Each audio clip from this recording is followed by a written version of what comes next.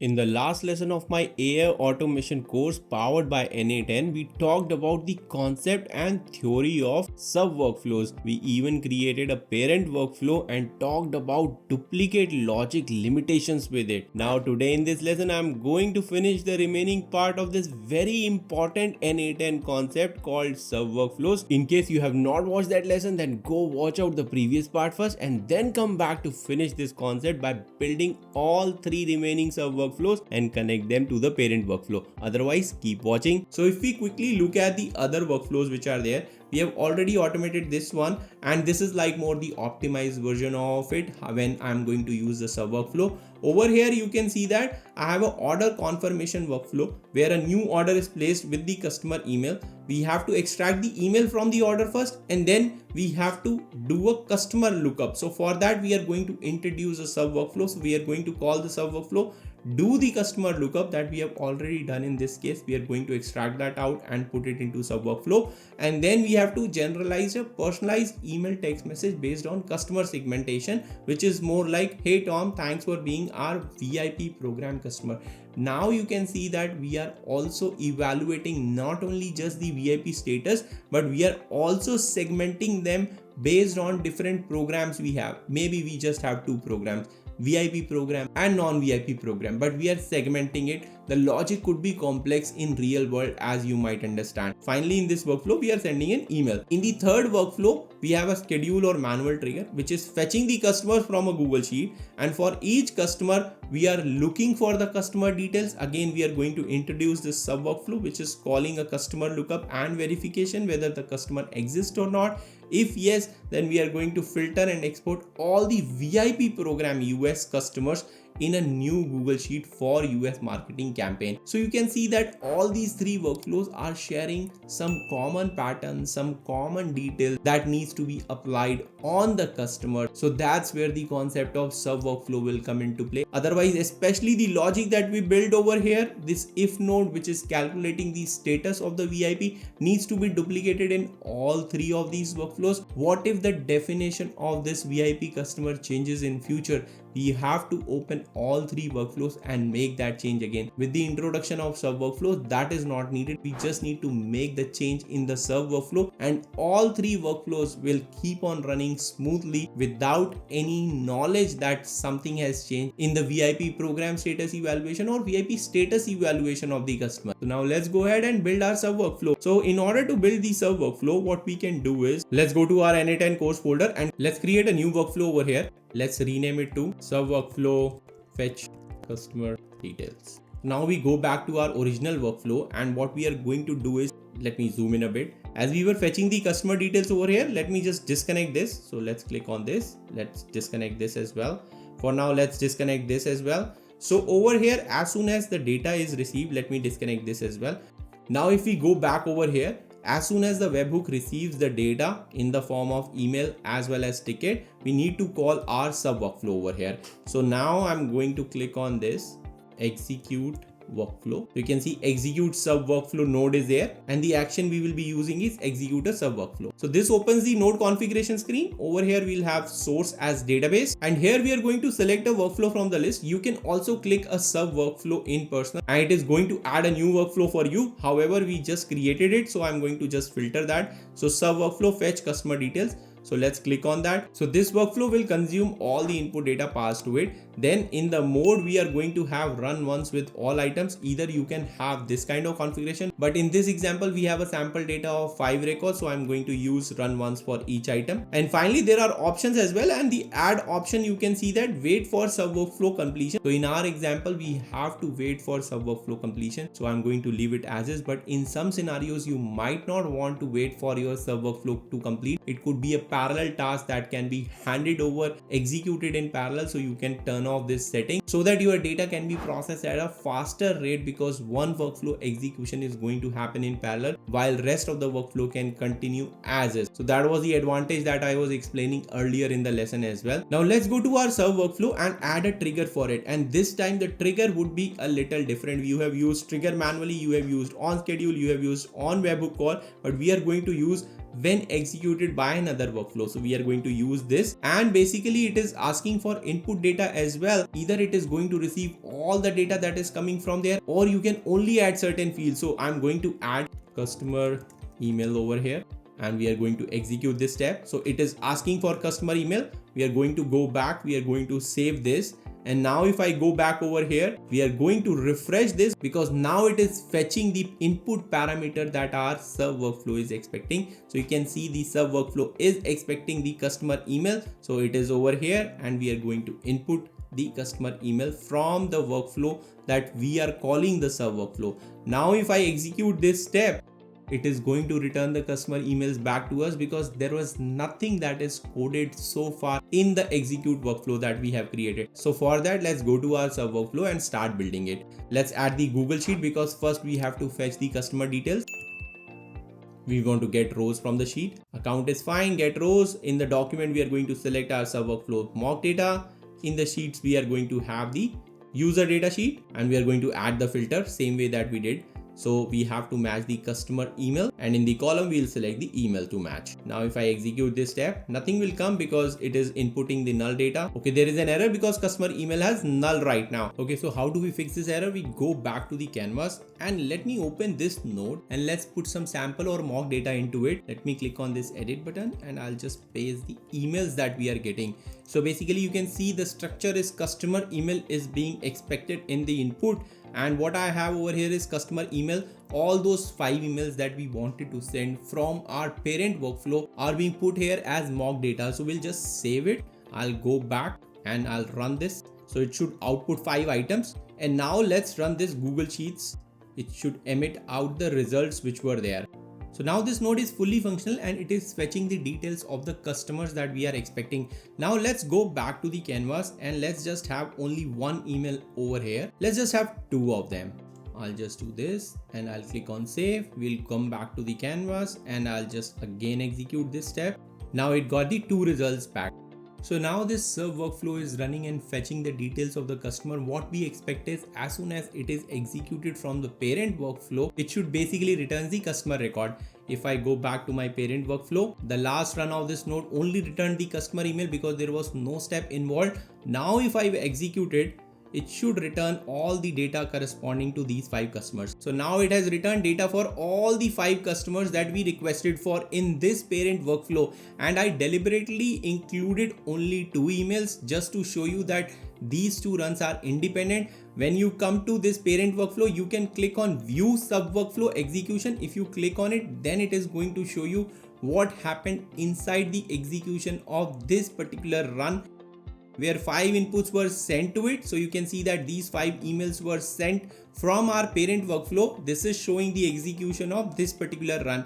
So now we know that we have started getting data back from our child workflow or Subworkflow. We can further develop it and make it much more smarter, so that all the logic stays inside that particular child workflow for evaluating anything related to a customer. So let's go back and keep on building our Subworkflow. So now if I open it over here, you can see that only these properties are being returned from our customer database. However, there are some calculated properties, which is more like whether the customer is VIP or not, whether the customer belongs to a particular segment or particular program like a VIP member, non-VIP member, standard member, that is also not there. And the different workflows that we saw, we expected that kind of details. So what we can do is we can build that logic over here. Let's come back, and because we have to return the entire customer profile, so I'm going to add the edit field set node over here.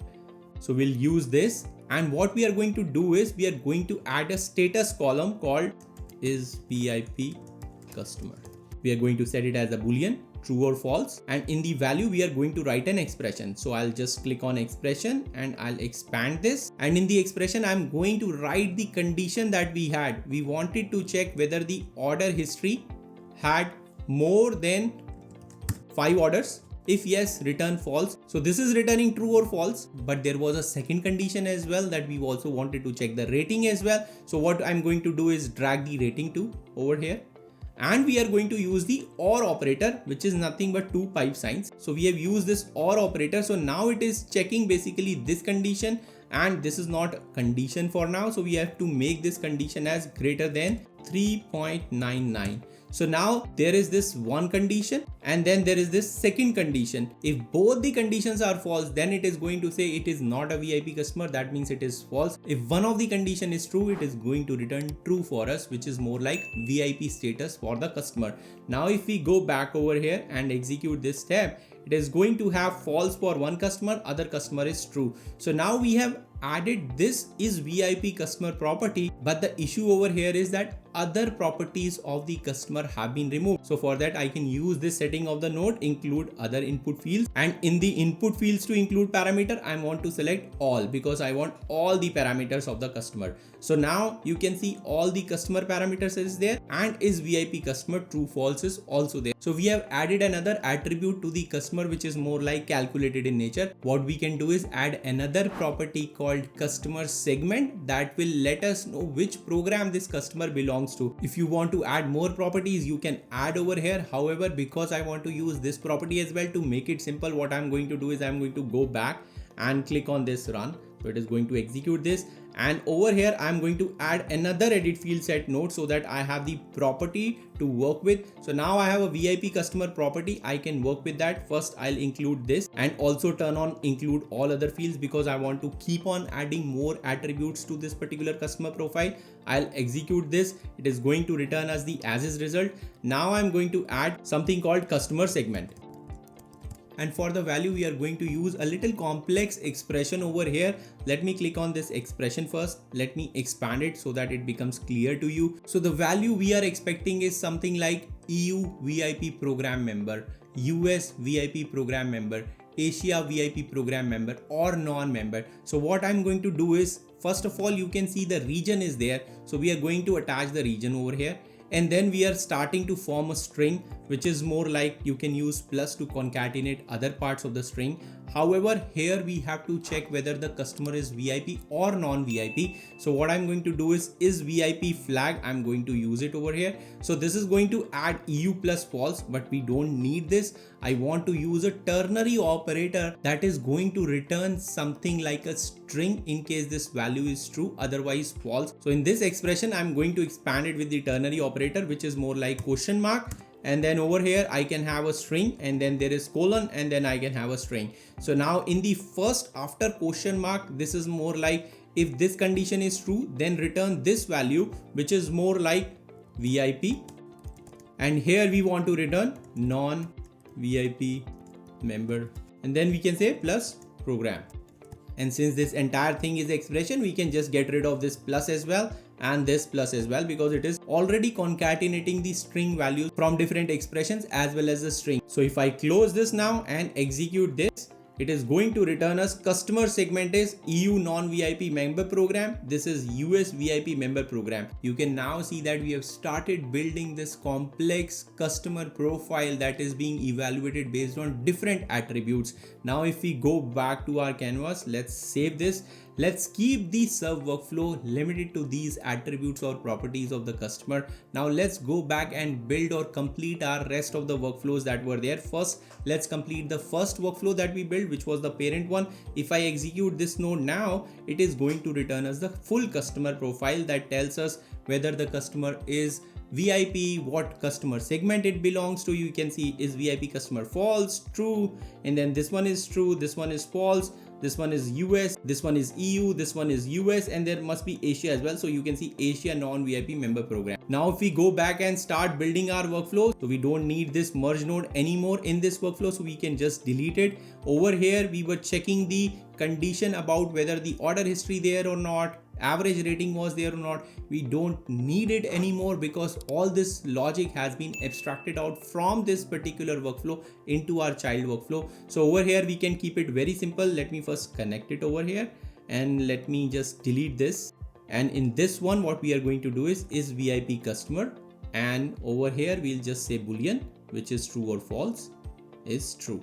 Okay, so this is going to return true or false. So let me execute this. So now we have true branch 2 VIP customer and false branch has 3 VIP customers. That is what we had earlier as well. But now the logic of calculating what VIP customer means has been extracted out so that if in future it changes, then it can be reflected upon everywhere in each of the parent workflows where that child workflow is being called. We can also go ahead and delete this Google Sheets node, and you can also see that right now we were fetching it from Google Sheet. Maybe you might change your CRM into some other software. So in that case as well, you would have to go into all the parent workflows that you might have created and change it to the new CRM details. Here we only have to make a change in one single workflow.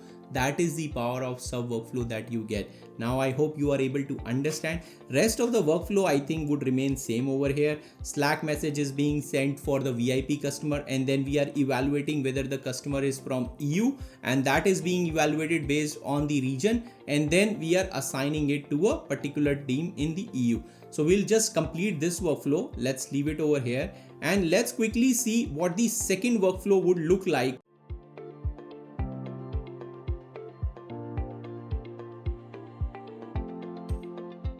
Okay, I took some time and created all the workflows step by step. You are seeing it in a fast forward manner so that this lesson does not become more and more complex. You have already seen how we have refactored the first workflow leveraging the concept of Subworkflow. Let's quickly see and walk through what I have coded for rest of the two workflows as well. So if we go back to the screen, this was our second workflow that we had. If I just zoom in a bit, you can see that the trigger was webhook new order placed with the customer. Then it would extract an email from the order, call the Subworkflow to get the customer data. Then we'll generate a personalized email for the VIP member program customer and send it to them. So you can see that I have this webhook over here. I'll just open it up. You can see some data has been pinned for all the orders which we are receiving. That's pretty much it over here. If we go back, then in the execute workflow, we are basically picking the customer email from the orders data, sending it to our workflow to get the customer profile. Once we get the customer profile, let me run this. So this gets us the customer profile. It will get input into the if node. If node is again checking whether the customer is VIP customer or not. That logic we have already moved into our Subworkflow, so we don't need to repeat it over here. That was the whole idea behind creating the Subworkflow. We come back over here. Now if I execute this, it is going to output 2 items in the VIP branch, and non-VIP are 3 members. In the VIP, we are sending an email. Let me just expand it. For the VIP customer, we are saying, hey, first name, thank you for being part of our so and so program, which is more like US VIP program, and placing a yet another order with us. We deeply value your support. We have successfully received the order, working diligently to deliver it soon. So this is more like a personalized message we are delivering for our VIP program customers. If I look at the other node, which is non-VIP customer, if I expand this, so you can see that it's more like a plain email, thank you for placing the order, and the second line is same as the first one. But you got the idea that you have this new attribute of customer segment that you have abstracted out or refactored into your Subworkflow so that you can do any kind of calculations on it, then reuse it for any of the automation workflow that you are building for the organization or business. Now if I close this, go back to our third workflow which was there. So this is the third workflow, which is more like marketing campaign exporter. Trigger was we are scheduling it on schedule, like every day 8 a.m. or a manual trigger. For just the demo purposes, step 1 was to fetch all the customer from Google Sheet. Then for each customer, we want to get the customer profile, which is more like the add-on attributes that we have added or calculated attributes that we have created within the Subworkflow for that customer profile.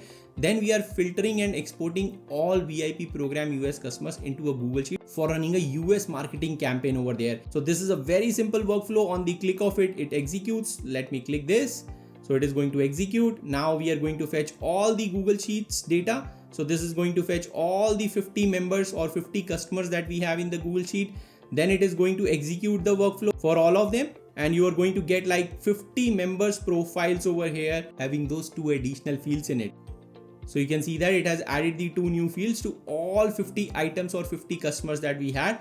Then in the if clause, we are checking whether that customer segment belongs to US VIP member program or not. If yes, we are going to basically add it to the Google Sheet. Otherwise, we'll just discard that. So 37 items are discarded. But if I execute this node, in this one, basically what we are doing, we are just appending a row in our marketing campaign Google Sheet, and we are extracting out customer email, customer name and location, because rest of the logic we have already calculated or evaluated before in this workflow. So if I go back to my Subworkflows mock data sheet, so you can see that in the marketing campaign, all these 13 items have been exported out with the help of third workflow. So I hope with this detailed video on Subworkflow, how to extract out the data and how to run and how to view the executions of those Subworkflow, you have got the complete understanding of this very important concept that will help you keep your workflows modular, cleaner, readable, faster and efficient. In the last lesson of this section 3 of the course, we are going to deep dive into the concept of handling files, fetching the files, compressing them, decompressing them, and maybe saving it to a cold storage like Amazon S3 or Google Drive. So stay tuned for that lesson and I'll see you over there.